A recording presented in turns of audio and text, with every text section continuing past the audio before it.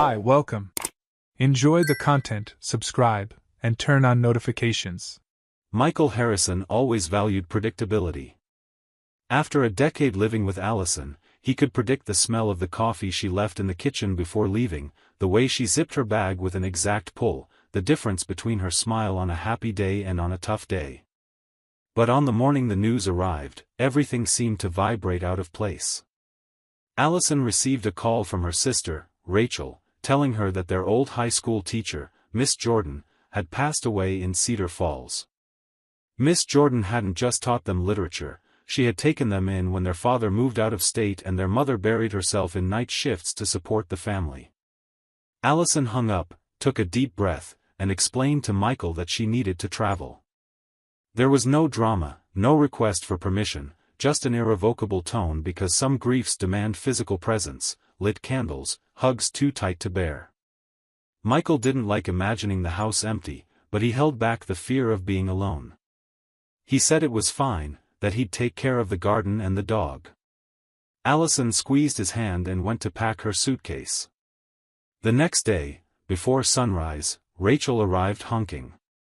She carried her own luggage and helped her sister fit Allison's blue suitcase into the trunk, arranging white flowers they would bring to the cemetery. Michael watched every move from the window. When Allison came in to grab a coat, he pulled her into a long hug. He asked if she had enough money, her migraine medication, the extra charger. She nodded yes and promised to call as soon as she arrived. Then she left, closed the car door, and half of Michael's life sped away down the road, framed by the receding utility poles. The trip lasted 6 hours in a silence heavy with memories. Cedar Falls had grown from the merging of a river with old factories and carried the smell of wet wood. The sisters stayed at Willow Creek Inn, a favorite spot for older residents. Upon arriving, Allison felt the air was different. The scent of pine trees brought back memories of school dances and Daniel Whitman, her first boyfriend, whom she hadn't seen since high school. Rachel commented that she might run into him at the wake since the town remained small, and everyone seemed to return when someone passed. Allison rolled her eyes but felt strangely alert, like someone walking through a dark hallway expecting a familiar touch on the shoulder. The next day, the church hall filled up. Amid tight hugs, stories about the teacher, and the smell of wax from the pews, Allison bumped into Daniel near a mural of old photos. His brown hair was slightly gray, new wrinkles gave him the air of a college professor, but his smile was exactly the same, wide, shy, seeming to apologize for existing. He recognized her and opened his arms. Their meeting was quick, respectful, but the warmth on her skin lingered like an echo. Rachel noticed the interaction and raised an eyebrow. After the funeral, there was coffee and pie at the school where Miss Jordan had taught. Daniel came over to talk again, recalling plays and the time they broke an old projector. Allison laughed louder than expected. Rachel, busy handing out cakes, observed from afar. That night, the sisters shared a room with 2 single beds. Allison grabbed her phone, swiping through photos from the day, and saw that Daniel had followed her on social media, sending a short message, "I was happy to see you. Coffee tomorrow?" She didn't reply, but her pulse quickened. Rachel came out of the shower, noticed the flush on her sister's face, and asked if everything was okay. Allison said it was just exhaustion. She slept poorly, tossing and turning, listening to the ticking of an old clock on the wall. The next morning, Rachel went early to the market to buy flowers to decorate the coffin before the burial. Still in pajamas, Allison replied to the message, "I can meet you at 10, at the downtown cafe." She felt the weight of the choice but opened her makeup case, perhaps to hide, perhaps to reveal something new. She walked to Riverstone Cafe, recognized Daniel sitting at a corner table, sat down, and the hours seemed to slip away. They talked about everything in between, dreams, careers, marriages. Daniel mentioned that he had never married, that relationships never lasted. When she talked about Michael, her voice came out muffled behind the steam of her cappuccino. Daniel looked at her hands, saw the gold ring, and smiled with melancholic sweetness. Still, he invited her to walk to the dam bridge, where birds gathered in the late afternoon. Allison hesitated, thought of Rachel, of the burial at 4, but followed Daniel. On the bridge, the wind carried the scent of cold water. He stopped, leaned against the railing, and told her how Miss Jordan had helped him when his father lost his job. His voice trembled, and Allison touched his arm in comfort.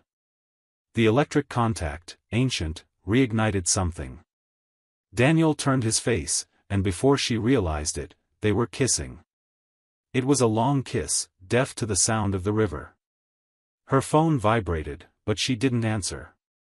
The kiss turned into an embrace. The embrace led to a rented room in the back of the cafe, a space Daniel used as a photography studio.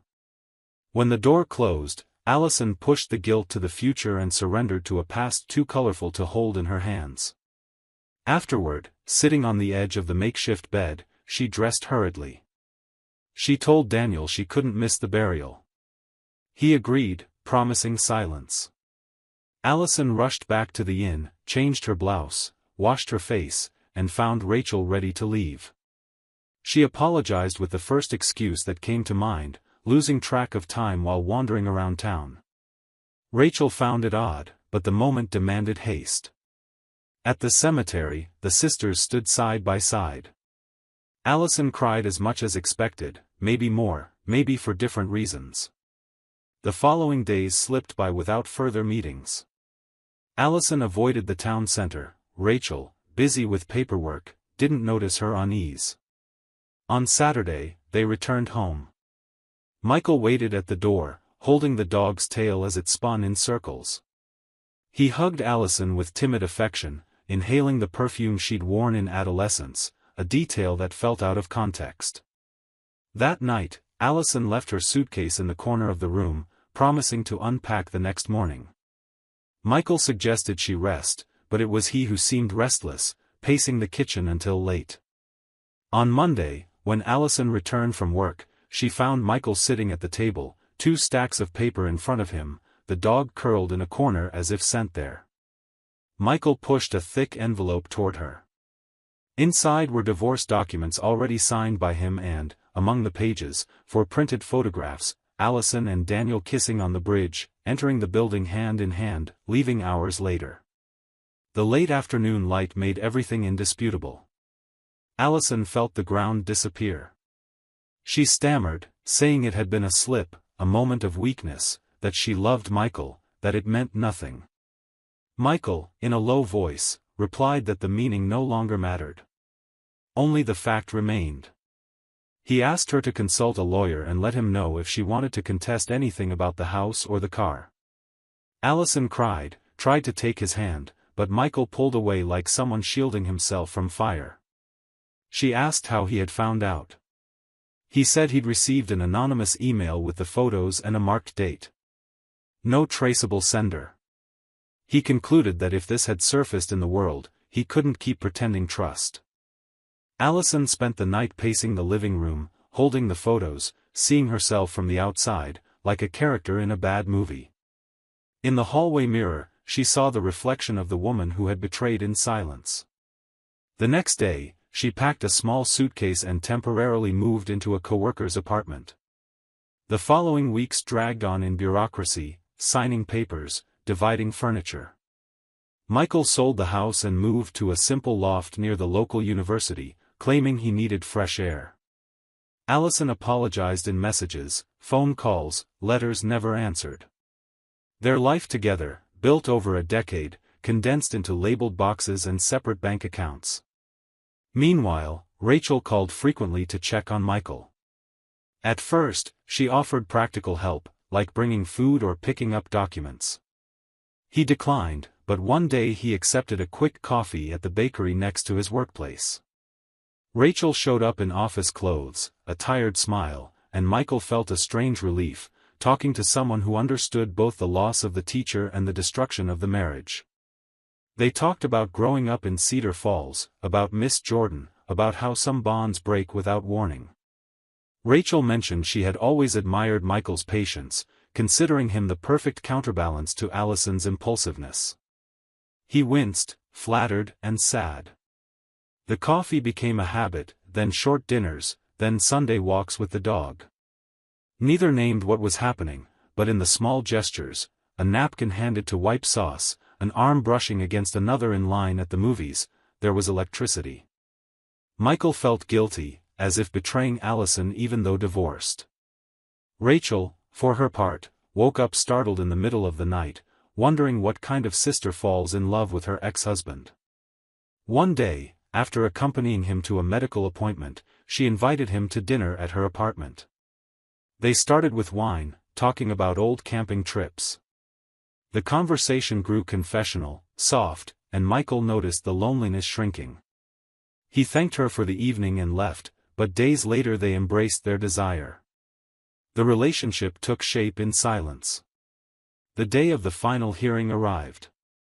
In a discreet courtroom, Allison and Michael signed the last papers. She tied her hair in a metal clip, as if trying to hold her life in a tight bun. When it was over, Allison followed him to the courtyard, took a deep breath, and asked, "Who sent the photos?" Michael repeated that it was an anonymous email, an untraceable account. She frowned, as if trying to decipher the world in a second, but simply thanked him for being kind during the division. She got into the taxi and left, taking with her the last possibility of explanation. 2 months later, Michael and Rachel decided to see each other only on weekends, avoiding whispers. Still, the town talked. They shopped in distant neighborhoods, but once they ran into a colleague of Allison's in the checkout line, and the news spread. Allison found out the worst way, on a suffocating morning in Phoenix, where she had recently moved to start over. She opened an email from a friend in Cedar Falls and read the blunt sentence, "Your ex-husband has been holding hands with your sister at the old neighborhood market." Blood rushed to her ears, her coffee turned bitter. 2 clicks to see the photo, Rachel and Michael sharing a cart, smiling as if they belonged in the same calendar. On instinct, Allison bought a ticket back to confront her sister. She climbed the 3 floors of Rachel's building, her heart racing. Rachel opened the door still wearing the soft t-shirt she slept in, too surprised to make excuses. Allison entered uninvited. The apartment smelled of cinnamon, as always, and it enraged her, as if the world dared to remain welcoming. Without preamble, she asked how long Rachel had been spending Sundays with Michael. Her sister tried to pull her to the couch, but Allison stayed standing, arms glued to her sides, eyes burning. Rachel explained that the friendship began after the divorce, that both were hurting, and the conversations evolved into something neither had foreseen. Allison laughed sharply, remembering the way Rachel had raised an eyebrow at the funeral, all the silences now gaining new light. She accused her sister of waiting for the perfect opening. Rachel, trembling, swore nothing had been planned, that she only wanted to see Michael well. The word "well" echoed like mockery. Allison shot back that "well" didn't fit in a love built on ruins. The tone rose, neighbors turned down their TV volume in the hallway. Rachel tried to touch her sister's shoulder, Allison recoiled as if the gesture were a knife. She asked if Rachel remembered their childhood pacts, the nights sharing secrets, the promise to always protect each other. Rachel cried, saying she still loved her, that she hated having hurt her. Allison felt her anger mixing with exhaustion. She said the pain wasn't just from betrayal, it was from how easily the 2 people she loved had reinvented the world without space for her. Before leaving, Allison stared at her sister one last time. The question about the photos, who took them, who sent them, burned in her throat, but she swallowed it. She decided there were already enough betrayals in that room. She opened the door, left the smell of cinnamon behind, and descended the stairs 2 steps at a time, certain that even without hearing the full truth, she already knew it entirely from the weight she carried in her chest. Days passed, and on a hot July night, Rachel invited Michael to stay over. He brought a small backpack, and the dog stayed with a neighbor. After dinner, they went to bed. The moon cast square shadows on the floor, and Rachel seemed restless. She turned, rested her head on his chest, and whispered that she needed to tell him something. Michael felt his heart race, he recognized that tone of confession. Rachel admitted that during the funeral week, she had noticed the closeness between Allison and Daniel. She had followed them discreetly, photographed the kiss, photographed them entering the building. She returned to the inn with the camera trembling in her hand. For days, she debated what to do, until she created a fake email and sent the images to Michael. She thought he deserved to know that her sister needed to face consequences. When she saw the pain in his eyes, she regretted it, but it was too late. Michael lay still, feeling her breath against his skin. The words seemed to echo in the room. He thought about loyalty, about love transformed into a mechanism of punishment. He asked why she hadn't come to him first, why she hadn't spoken earlier. Rachel confessed she feared he would hate her for being the messenger of ruin and, perhaps, wanted to protect her own old envy, the secret admiration she had always harbored for him. Michael got up, walked to the window. He looked at the empty street and replayed the entire year, the betrayal that shattered him, the divorce, the dinners that healed wounds, and now the final blow, coming from the person who held his hand. He felt anger and compassion tangled in a knot almost impossible to untangle. He returned to the bed, held Rachel's hand, but couldn't speak. She cried silently. The next morning, Michael made coffee and told Rachel he needed time to think. He thanked her for the belated honesty but explained that their relationship had started on unstable ground, shaped by guilt and resentment. He didn't want to continue something woven from secrets, even if there was genuine affection. He picked up his backpack, kissed her forehead, and left, unsure if he would return. Rachel, hands trembling, watched from the window until he disappeared around the corner. Weeks later, life resumed in parallel lines. Allison permanently moved to Phoenix, accepting a position as an adjunct professor at a community college, trying to rebuild her reputation and heart. In the evenings, she walked dry trails, repeating to herself that humans make mistakes and reinvent themselves. She carried the guilt as if it were part of her spine, but kept breathing. Rachel visited their mother in Cedar Falls, helped renovate the old house, and avoided questions about Michael. She spent nights rereading old diaries, trying to understand her own need for justice and how it had blurred with desire. Michael, for his part, kept the loft tidy, adopted new habits, pottery classes, long runs in the park.